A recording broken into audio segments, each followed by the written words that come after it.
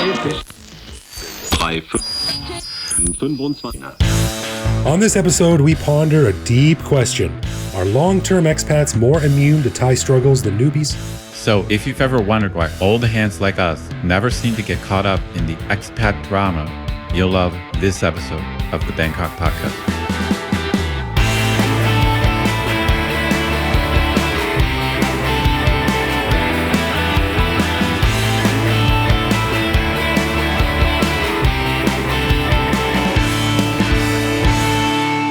Sawadee krap, this is the Bangkok Podcast. My name is Greg Jorgensen, a Canadian who came to Thailand in 2001 with nothing but the traditional Canadian explorer kit, a bucket of maple syrup, a toque, and a backpack full of Canadian flag pins.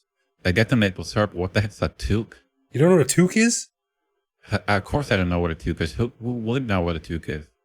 Damn uncivilized rest of the world. It's like a woolen hat with a long... Oh yeah, long okay. thing, like a with a pointy hat. When we were kids in school, we used to joke, laugh, giggle at each other, run around asking people if they were a toque or a helmet. Oh, I see. So, okay, I know what that is. I didn't know it was called a toque. Toque. Yeah. I'm from Ohio. And I'm a Canadian American who came to Thailand on a 1-year teaching contract over 25 years ago. Fell in love with stunning Bangkok sunsets that I later realized were primarily due to the air pollution. So I never left. Hey man, beauty's all about what you see with the eyes, not what you breathe with your lungs. That's right, I'm with it. All right, we want to give a big thanks to all of our patrons who support the show. Patrons get every episode a day early, behind-the-scenes photos of our interviews, a heads-up to send questions to upcoming guests, and access to our Discord server to chat with me, Greg, and other listeners around the world. But best of all, patrons also get an unscripted, uncensored bonus episode every week where we riff on current events and Bangkok topics. On this week's bonus show, we chatted about a dilemma with my broken television after my big move, Greg's decision to attend the 2025 Vertical Marathon at the Banyan Tree Hotel in December, which he invites everyone to join, by the way, and a challenge to our listeners. Find and photograph 3 different Bangkok podcast stickers on your journeys out and about in Bangkok and send them in to us, and we'll send you a little gift. To learn how to become a patron and get all this good stuff, plus full access to over 800 bonus and regular back episodes, click the support button at the top of our website. You really leaned into that out and about. I would say out and about. So really comes out there. That's right. And if you have a comment, show idea, or just want to say hi, head to BangkokPodcast.com. Click the little microphone button on the bottom right. Leave us a voicemail. We'll play that on the show. Right then, on this episode, we are taking a cue from the online forums lately, where we are seeing lots of news about expats in Thailand having their bank accounts frozen or outright suspended. Our buddy Justin had a bit of drama with that today on Facebook he was posting about. Pair that with the evergreen headlines of foreigners lacking insurance for motorbike accidents, getting scammed by bar girls, stuck on visa runs, or generally getting the runaround from Thailand. So Ed and I were talking about this, and we realized that comparatively speaking, we have fairly boring lives. None of this drama has ever befallen us. And we wondered, are we just lucky? Or do you, as an expat, build up a certain amount of legitimacy or Thai street cred or immunity from these weird little speed bumps that can turn into major issues? Is it us? Or is it just the fact that we've both spent nearly half our lives living in Thailand? So this is a little bit of a rhetorical question, Ed, but I think we can ponder it a little bit and bat it around a little bit, because I don't know about you, but most of my friends, and we have a lot of friends in common, but most of my friends are in the same boat as me. I've never really known anyone here who's been long-term that has gotten in any crazy dramas or insane amounts of trouble. A few people here and there, but they're definite outliers. Well, I think the kind of genesis of the show idea was, me realizing that when you talk about the expat experience in Thailand, it's almost like there's 2 different experiences. There's really life as an early expat, and then you cross into the void, or you cross the line. You know what I mean? Right. Because yeah, but it's an invisible, unknown line. Yeah, well, what I realized, like you mentioned, checking out forums, or I watch a lot of YouTube videos of expat YouTube videos, and what I realized is they're caught in these like intense dramas. So they're talking about, the video will be called Life in Thailand.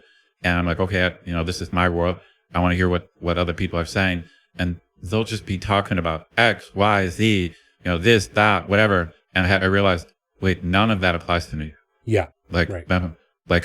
So what their life in Thailand is actually due to the fact that they haven't been here as long as we have. Like the bottom line is we just have solved problems over time. And so once you get off a tourist visa, once you get, your first proper work permit, there's all these almost like checkpoints or mile markers. Like when you get your work permit, it's like, damn shit, I got a work permit now. Yeah. Right. I'm legit. And then each like extra step you take, you just kind of blend in, I guess, for assimilating, or like, as you said, you build up street cred. But I don't know. I thought it'd be interesting just to talk about in a way, it's things that we're missing, which is, I guess, kind of good for us. But since you and I are trying to explain what it's like to leave here as an expat, we have to kind of be honest that you and I are kind of we're over the hump, so to speak. Right. And it's a good point that you mentioned when you're in your early days, things can go a bit off the rails and get wild. And we both certainly have had insane stories and spent evenings with crazy people and done nutty things and had weird things happen to us. But but those were like way in the past. That's right. We're old days. But when I'm watching, I don't spend as much time on YouTube as you do. But when I'm watching sometimes these Thai videos of these guys, and it's like, with titles like "got kicked out of my apartment, please help," or that's right, yeah, girlfriend stole all my stuff, or or drama stuck at the border in Cambodia, like without a way to get back in. Like, on one hand, I'm like, boy, I kind of miss those exciting days when you're flying by the seat of your pants. Right. But on the other hand, I think, like, Jesus, man, like, none of this stuff happens to me. That's right. And is it just because, like, why? Why am I so lucky that I don't have to deal with any of the dramas that these people sort of seem to deal with on a regular, recurring basis? Well, it's a little bit of a tricky topic. So one issue that I have noticed can actually last a long time are like visa runs and border runs. What I've noticed about expats is there's certain problems that you can solve in 6 months. But you and I both know a lot of people who have done visa or border runs for many years. Like, some people do them for almost like a decade. Yeah. And it's always complicated because there will be a new government or new limits, and it'll be like, okay, you can't go to Cambodia anymore. You got to go to Singapore. You got to go further away, or you got to go back to your home country. So I would say that's a classic. If you can get rid of, like, whatever, get the right visa, or in my case, getting permanent residency, or if you can get over the visa run thing, that's a giant accomplishment. Yeah, I think so. And this is something that I say a lot too, and I've said it for the entire run of the podcast, is my advice for noobs when you want to sort of stake your claim in Bangkok and legitimize yourself, start getting the bank books, or the book banks, whatever the stupid banks call them. That's right. Your driver's license, a credit card, a work permit, a hospital card, a pink card. And then you work your way up the hill, like to the top of the volcano. And then you're looking at permanent residency. Right. And then the ultimate golden boy is citizenship. But the more legit you can make yourself, it seems to me that the stench of noob kind of drops away over time.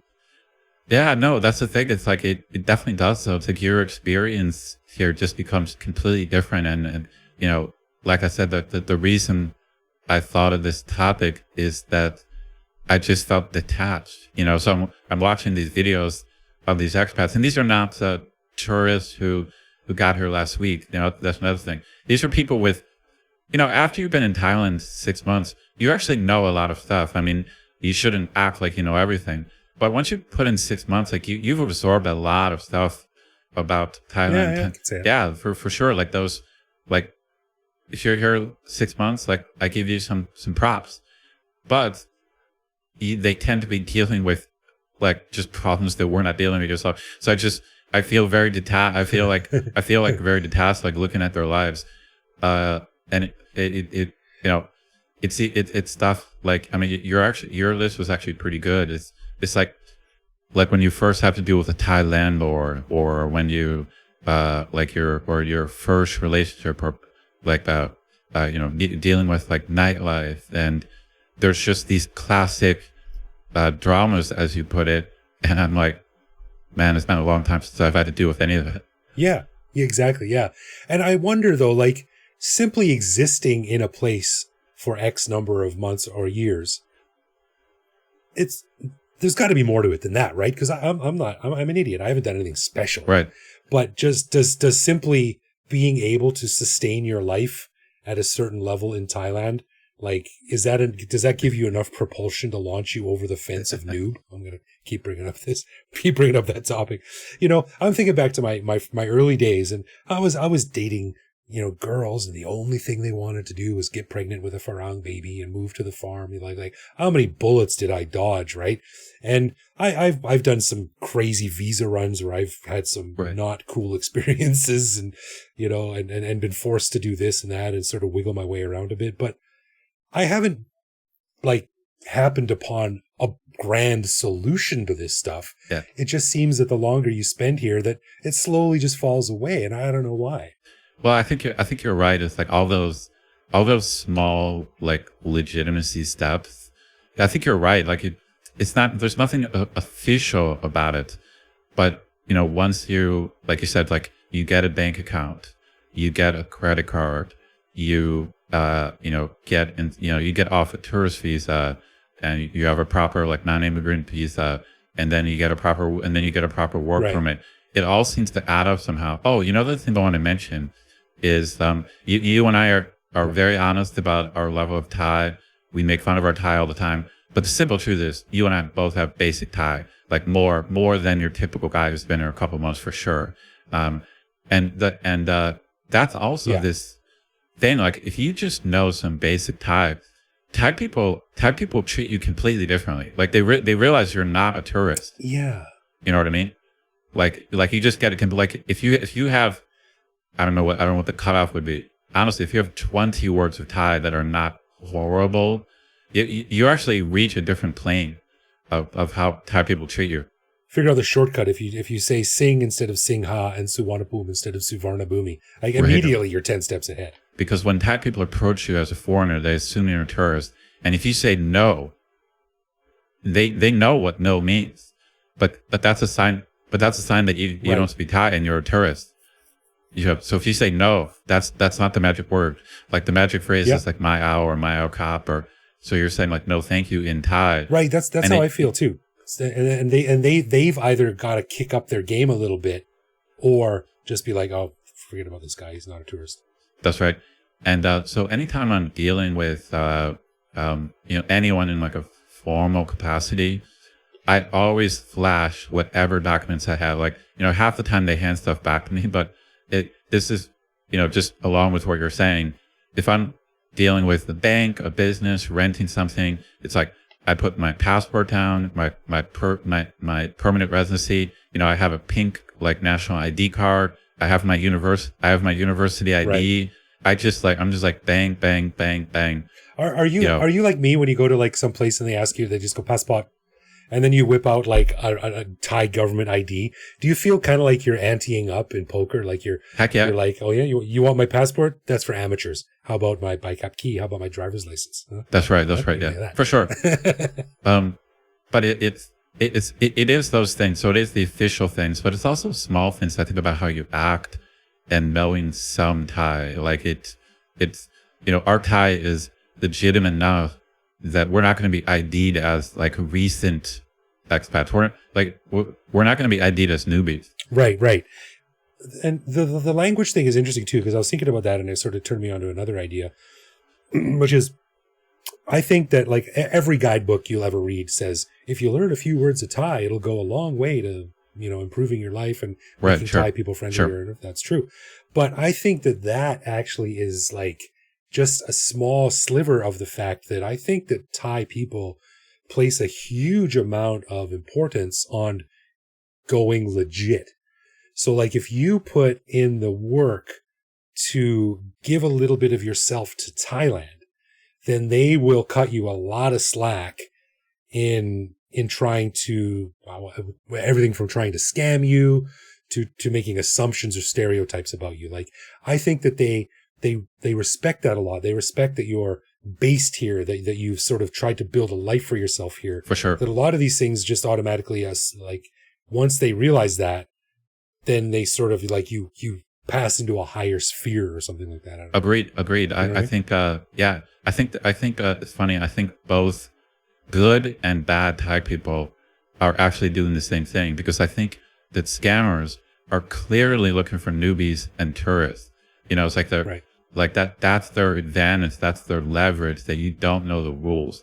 You know, so like in dealing with taxis, they'll, and this still happens to me this day. You know, I tell them where I want to go. They say 300 baht, and I just speak Thai to them. And then they're like, oh, meter. Like, not always, but not always, not always. But I mean, a lot of times, as soon as you speak Thai, they just give up and they're like, okay, meter. They don't have some kind of deep game. Like, their game is, I'm looking for a fool who just got here, who doesn't know the game, who doesn't know the rules. And they're not going to work it. They're not going to work it beyond that. Right. So they're just going to throw out 300 baht and see if it works. But then if you just throw out some Thai, they're like, all right, just get in, like, meter. Like, it's not always a battle. Like, they just give up immediately. Well, they realize, they're like, is the effort I'm going to have to put in to match this guy, like to pull off a more sophisticated scam worth it? No, not really. I'll just take the thing. So I think scammers, like, once you have some legitimacy, the scammers don't want to deal with you because you're harder to deal with. Like, you're more legit. Like, you're here. They realize you're here permanently or semi-permanently. Like, you might have friends, or you know how things work. I really want to caveat this too, and this is not only about scammers and stuff like that. I think it goes for, normal interactions with bank people or bank tellers or 7-Eleven people or something like that. Once they realize that, like, oh, this guy clearly lives here and knows a little bit about it, then maybe I can relate to him on a bit more of a personal level, or I can cut him a break, or I can give him a shortcut or something like that. So it's not all about scams. It's just about showing that you're fitting into Thai culture. Yes. Like I said earlier, I think it applies to, like, both good people and bad people. Yeah, you're right. Yeah. I do think Thai people appreciate people who kind of cross over from being a tourist. And it's funny, I've had funny conversations with my students sometimes. They'll ask me, like, why do you want to live here? Why are you staying in Thailand so long? And there's a little bit of almost like cute surprise where Thai people actually appreciate that we want to stay. Cause like everyone, you and I have joked about this before. Like, when you're from a certain place, you're always like, oh, this sucks. Like, I got to get out of here. You're like, I'm from Ohio, like, I got to get out of here, and like a lot of my students, they just grow up in Thailand, they grow up in Bangkok, and like they complain about the traffic, whatever. And like their general attitude is, oh, Bangkok, kind of sucks, So then when they realize that I've been here as many years as I have, they'll be like, oh, wow. Like, why, like, what's up? And then I'll say, oh, I like this. I like that. I like Thai food. I like Thai people, whatever. It's like they take this as a compliment. Those are merit badges. Those are like Thai level merit badges. Yeah. Like they actually appreciate that we like this place enough that we go through the work of going legit, as you said. And not only that too, but I remember years and years ago, I got a lot of questions from my students when I was teaching. They couldn't understand why I would willingly spend so much time away from my family and be so far away from them. They're like, but why? Like, don't you miss them? How long are you going to stay before you go home? And I'll be like, I'm not going home. I'm staying here for as long as I can. And they're like, but why? So if someone's willing to put up with what is to them that massive barrier, then they must be worth investing a little bit of time and giving them the benefit of the doubt. And I should also say too that this isn't a blanket statement. Like, there are just some expats here who are, for some reason, just magnets to insanity. They've been here for 15 years, but they're still getting picked up by police, and they're still getting beat up by their girlfriend's brother or motorcycle taxi driver boyfriend or something like that. So just because you've been here for a decade doesn't mean that there are people here who are immune to drama. Like you truly go legit. But I guess I just wanted to say that, like, I do have sympathy for early expat, to be honest, I'm glad I'm not going through the drama they're going through. So we've crossed over into the other zone. But I still want to stay in touch with them. Like I want to remember and be aware of what it's like to be here 1 year, or 9 months, because that's a very interesting time. Like when you're around between the 1 and 2 year thing, like you've actually learned a lot about Thailand. You are not a newbie. You're not. Right. But usually right. by then you haven't solved a lot of these problems you talked about. Like you're probably still, like, again, I have buddies who did visa runs for, I think, close to a decade. Like I'd have to ask them, but like, That's crazy. It actually takes years to like check these boxes we're talking about. Like like to go legit, like I don't think you could do it in 1 year. No, I don't think so. To get something like, so certainly to get a Tabian bond or something like that. Well, I guess you could, but certainly. I mean, it's possible, but it's just not the way it usually works, right? Right. And I still know people who have been here for 20 years that are like, I don't know about citizenship. And I'm just like, why not? Like, what's the downside? Right. So it's just, there's that mental barrier to fully accepting that you're not going back. That might be a part of it too, but. Right. Yeah, I don't know. But, there, and again, another caveat, we could be saying all this and then tomorrow both of our bank accounts will be shut down or something like that. And we'll be right back at square one. You never know for sure. That's right. Well, it's funny when I mentioned, earlier I mentioned like dealing with landlords on the Boher show. I talked about a problem with my landlord and getting my security deposit back. So I'm certainly not immune to drama. Yeah, I don't think anyone is, but I don't know what it is about it. There's an intangible quality, I think, that a lot of long-term expats give off that makes them sort of. Yeah, we just miss. Like we just don't have to deal. We just don't have to deal with so much stuff that the short term. I don't know what the right word is. Short timers. The short timers are dealing with. They're just dealing with a lot of stuff that we're just beyond it. Like a lot of it we did have to deal with, but I was in a pretty lucky case. I said I had a good job when I first came here, so I had a work permit and a visa. So I did avoid. I never had to do a visa run, which is pretty incredible. Oh man, yeah, that's pretty incredible. Oh, dude, I had to run upstairs at one of my jobs to when the immigration came by to check the place out. I had to like grab my shoes and run up to the fourth floor. Yes, well, that's it. That's what we're talking about. Like that's it. There's so many early expats who have those experiences, and like for you and I, it's just like in the rearview mirror. It's like way back then, Yeah, and we don't have to deal with it anymore at all. But I still have sympathy for him. I'm not. I don't. How do I say it? Like I'm not. I don't want to dunk on those people. Like I remember like the early drama. Like I have sympathy for that situation. And you and I, like for the podcast, I feel like we have a duty to be aware of that. What it's like to be here 1 and 2 years. Like we can't forget that. No, not at all. But I am also. I think we've been here long enough that, like, setting up a life in a new country is not easy. And I'm proud of it. So I think that we have earned the right to gloat in our comfortableness. Gloat. That's a little bit harsh. You know what I mean? I don't want to say gloat. Well, maybe not gloat, but we've earned the right to be happy that we don't have to put up with this stuff, I think we've earned some peace of mind. Like we're like, that's probably a much better way to say it. Yeah. I mean, I just remember having to report my address every 90 days. And I did that for 7 years. And you used to have to do it in person. So now you can actually do it online, even though I was just reading that the online app is not that reliable. But for 7 years, I went to an office and reported my address every 90 days. And it's just, man, when you don't have to do that anymore, it's just, again, it's like you move on to like another level. It's like it's like you floated up. You transcend. Yeah. I don't. There's a real Buddhist analogy here because it's like isn't there like stages on the path to Nirvana? Like stops that you make or something like that. So nirvana would be getting citizenship, and then you don't have to deal with any of this stuff anymore. That's so funny. Yeah. But anyway, we just thought we'd ponder on this a little bit. We certainly have sympathy for people that are putting up with all the bullshit that you have to put up with when you're new.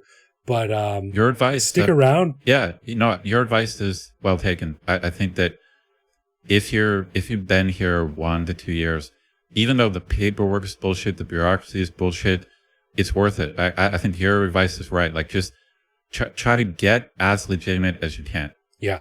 Every step you take to be more legitimate buys you street cred bucks from Thai culture.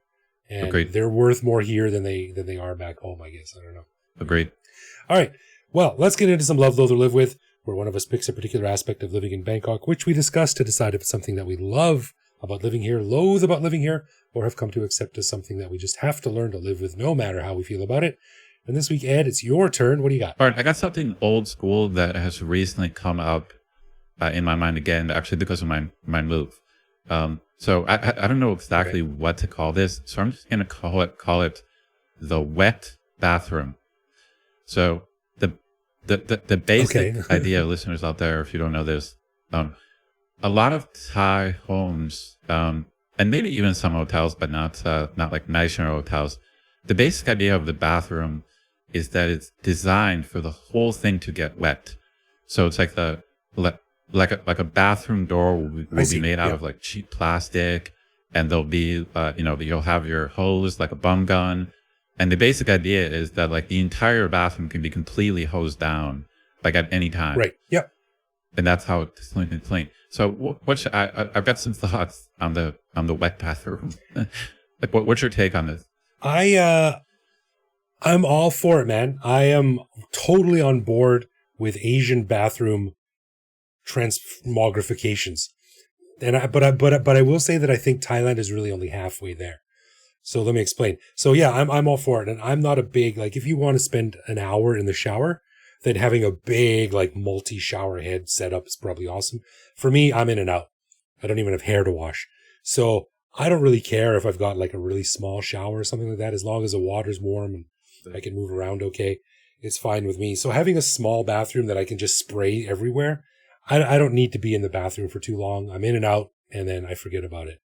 So I like it.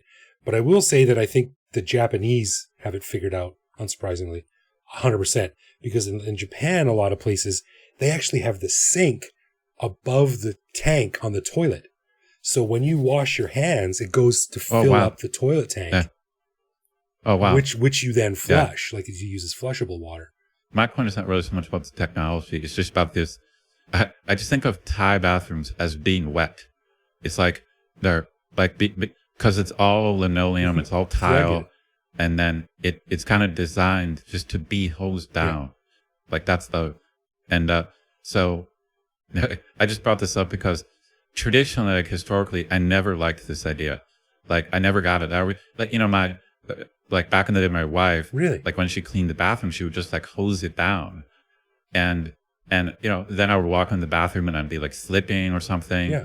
And it's I want the bathroom to be like any other room, but it's like the way Thais look at it, it's like the bathroom is, they treat a bathroom like it's like Westerners treat a shower. It's like the whole bathroom is a shower. And okay, I just never liked it. Yeah. But over the years, obviously I just got more used to it. I've been here a long time. What I realized, like now that I'm in my new place and I'm doing a lot of cleaning, it is incredibly convenient. So now, obviously, I take my towels out, but I can just blast the entire room. It's like it's this. There's drains in the shower. There's drains in the main part of the bathroom. There's a drain by the toilet. There's like 3 different drains. It's like the whole place is designed to be cleaned very easily. Yeah, no, I think it's great. I'm on board. Any advancements in bathroom situationology? I used to loathe it. I gotta say, I'm probably live with now with the wet bathroom. I'm a live approaching love with live with and approaching love. I think it's great. Right, there you go. I guess we're due for an upgrade. I guess I'm being assimilated. All right, a final thanks to our patrons who support the show. Patrons get a ton of cool perks and a warm, fuzzy feeling knowing that they're helping in our never-ending quest for cool content. Find out more by clicking support on our website. And connect with us online or Bangkok Podcast on social media, bangkokpodcast.com on the web, or simply bangkokpodcast@gmail.com. We love hearing from our listeners and always reply to our messages. Yeah, listen to each episode on YouTube as well. Send us a voicemail for our website that will feature on the show. Hit me up on Blue Sky. I am BKK Greg. Thank you for listening, folks. I will see you back here next week.